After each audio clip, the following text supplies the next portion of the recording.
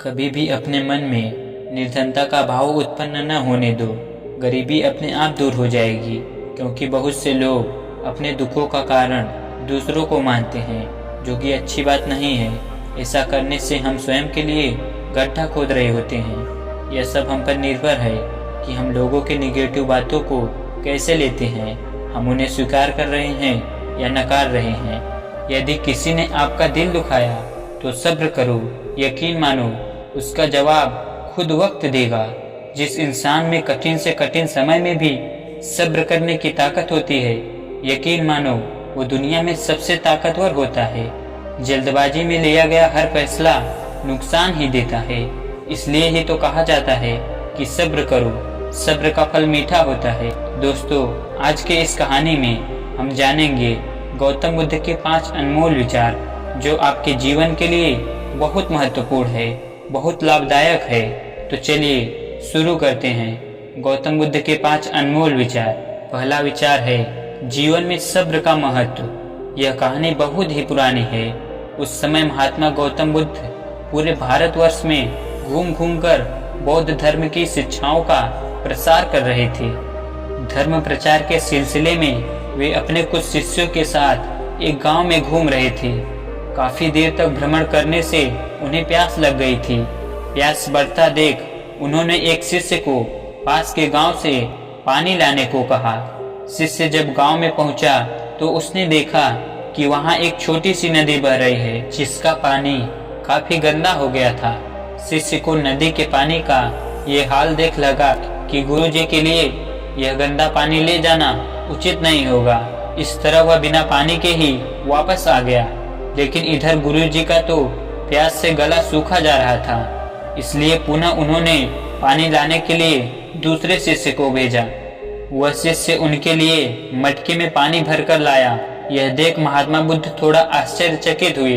उन्होंने शिष्य से पूछा कि गांव में बहने वाली नदी का पानी तो गंदा था, फिर ये पानी कहाँ से लाए? शिष्य बोला, हाँ गुरुजी, उस नदी का जल सच में बहुत गंदा था, परंतु जब सभी अपना कार्य खत्म करके चले गए, तब मैंने कुछ देर वहां ठहरकर पानी में मिली मिट्टी का नदी के तल में बैठने का इंतजार किया। जब मिट्टी नीचे बैठ गई तो पानी साफ हो गया, वही पानी लाया हूँ। महात्मा बुद्ध शिष्य का यह उत्तर सुनकर बहुत खुश हुए तथा अन्य शिष्यों को एक शिक्षा दी कि हमारा जीवन भी नदी के जल जैसा ही है। जीवन में अच्छे कर्म करते रहने से यह हमेशा शुद्ध बना रहता है, परंतु अनेकों बार जीवन में ऐसे भी क्षण आते हैं जब हमारा जीवन दुख और समस्याओं से घिर जाता है। ऐसी अवस्था में जीवन समान यह पानी भी गंदा लगने लगता है। मित्रों, इसलिए हमें जीवन में दुख और बुराइयों को देखकर अपना साहस नहीं खोना चाहिए और धैर्य रखना चाहिए। गंदगी समान ये समस्याएं स्वयं ही धीरे धीरे खत्म हो जाती हैं। दूसरा विचार है अपने दुखों का कारण आप ही हैं। एक समय की बात है, गौतम बुद्ध एक नगर में घूम रहे थे। उस नगर के आम नागरिकों के मन में बुद्ध के विरोधियों ने यह बात बैठा दी थी कि वह एक ढोंगी है और हमारे धर्म को भ्रष्ट कर रहे हैं। इस वजह से वहाँ के लोग उन्हें अपना दुश्मन मानते थे। जब नगर के लोगों ने बुद्ध को देखा तो उन्हें भला बुरा कहने लगे और बद्दुआएं देने लगे। गौतम बुद्ध नगर के लोगों की उल्लाहने शांति से बिना बोले सुनते रहे। लेकिन जब नगर के लोग उन्हें बोलते बोलते थक गए तो महात्मा बुद्ध बोले, क्षमा चाहता हूँ, लेकिन अगर आप लोगों की बातें खत्म हो गई हो तो मैं यहाँ से जाऊँ?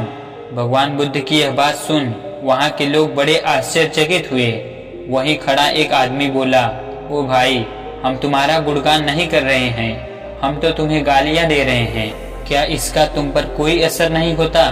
बुद्ध बोले, आप सब मुझे चाहे जितनी गालियाँ दो, आपके गालियाँ देने से मुझ पर कोई असर नहीं पड़ता जब तक कि मैं उन्हें स्वीकार नहीं करता। बुद्ध आगे बोले, और जब मैं इन गालियों को लूंगा ही नहीं तो यह गालियाँ कहाँ जाएंगी? निश्चित ही आपके पास ही रह जाएंगी। मित्रों, बुद्ध के जीवन का यह छोटा सा प्रसंग हमारे जीवन में एक नया परिवर्तन ला सकता है, क्योंकि बहुत से लोग अपने एक दुखों का कारण दूसरे को मानते हैं, जो कि अच्छी बात नहीं है। ऐसा करने से हम स्वयं के लिए गड्ढा खोद रहे होते हैं। यह सब हम पर निर्भर है कि हम लोगों के निगेटिव बातों को कैसे लेते हैं, उन्हें स्वीकार कर रहे हैं या नकार रहे हैं। तीसरा विचार है, इस दुनिया में कोई गरीब नहीं।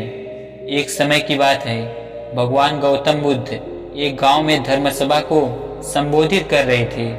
लोग अपने विभिन्न परेशानियों को लेकर उनके पास जाते और उसका हल लेकर खुशी खुशी वहां से लौटते। उसी गांव के सड़क के किनारे एक गरीब व्यक्ति बैठा रहता तथा महात्मा बुद्ध के उपदेश शिविर में आने जाने वाले लोगों को बड़े ध्यान से देखता। उससे बड़ा आश्चर्य होता कि लोग अंदर तो बड़े दुखी चेहरे लेकर जाते हैं, लेकिन जब वापस आते हैं तो बड़े खुश और प्रसन्न दिखाई देते हैं। उस गरीब को लगा कि क्यों न वो भी अपनी समस्या को भगवान के समक्ष रखे। मन में यह विचार लिए वह भी महात्मा बुद्ध के पास पहुंचा। लोग पंक्तिबद्ध खड़े होकर अपनी समस्या को बता रहे थे। जब उसकी बारी आई तो उसने सबसे पहले महात्मा बुद्ध को प्रणाम किया और फिर कहा, भगवान, इस गांव में लगभग सभी लोग खुशी और समृद्ध हैं। इस पर उन्होंने मुस्कुराते हुए कहा, तुम गरीब और निर्धन इसलिए हो क्योंकि तुमने आज तक किसी को कुछ दिया ही नहीं।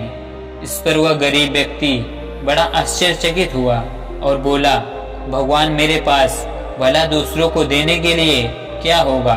मेरा तो स्वयं का गुजारा बहुत मुश्किल से हो पाता है। लोगों से भीख मांगकर मैं अपना पेट भरता हूँ। भगवान बुद्ध कुछ देर शांत रहे, फिर बोले, तुम बड़े अज्ञानी हो।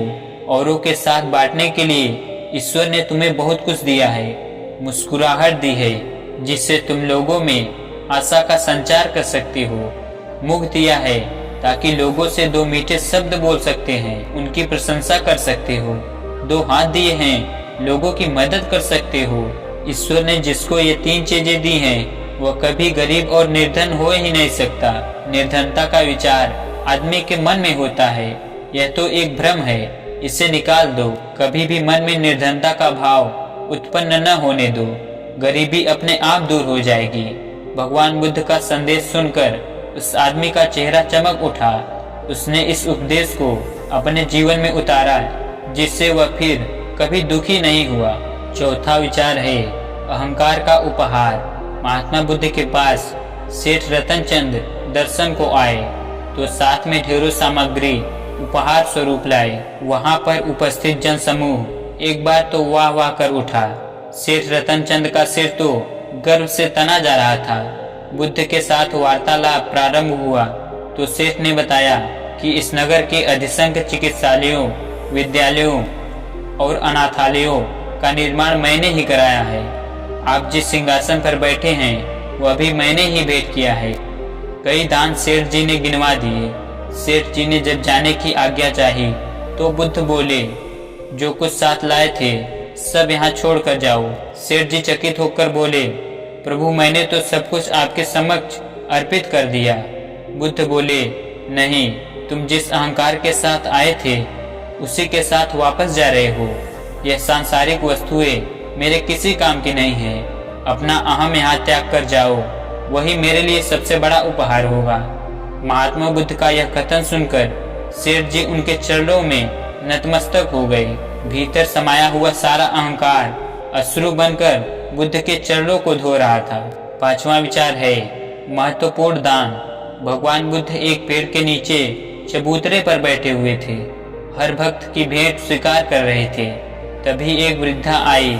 उसने कांपती आवाज में कहा, भगवान, मैं बहुत गरीब हूँ, मेरे पास आपको भेंट देने के लिए कुछ भी नहीं है। हाँ, आज एक आम मिला है, मैं इसे आधा खा चुकी हूँ। तभी पता चला कि तथागत आज दान ग्रहण करेंगे, अतः मैं यह आम आपके चरणों में भेंट करने आई हूँ। कृपा करके इसे स्वीकार करें। गौतम बुद्ध ने अपनी अंजुरी में वह आधा आम प्रेम और श्रद्धा से रख दिया, मानो कोई बड़ा रत्न हो। वृद्धा संतुष्ट भाव से लौट गई। वहां पर उपस्थित राजा यह देखकर चकित रह गया। उसे समझ नहीं आया कि भगवान बुद्ध वृद्धा का जूठा आम प्राप्त करने के लिए आसन छोड़कर नीचे तक हाथ पसार कर क्यों आए। राजा ने पूछा, भगवान, इस वृद्ध में और इसके भेद में क्या ऐसी विशेषता है। बुद्ध मुस्कुराकर बोले, राजन, इस वृद्धा ने अपनी संपूर्ण संचित पूंजी मुझे भेंट कर दी, जबकि आप लोगों ने अपनी संपूर्ण संपत्ति का केवल एक छोटा सा भाग ही मुझे भेंट किया। दान के अहंकार में डूबे हुए बगधी पर चढ़कर आए हो। वृद्धा के मुख पर कितनी करुणा और कितनी नम्रता थी। युगों युगों के बाद ऐसा दान मिलता है। तो दोस्तों, कैसी लगी आपको ये कहानी कमेंट सेक्शन में ज़रूर बताएं, और अच्छी लगे तो इस चैनल को सब्सक्राइब करना ना भूलें।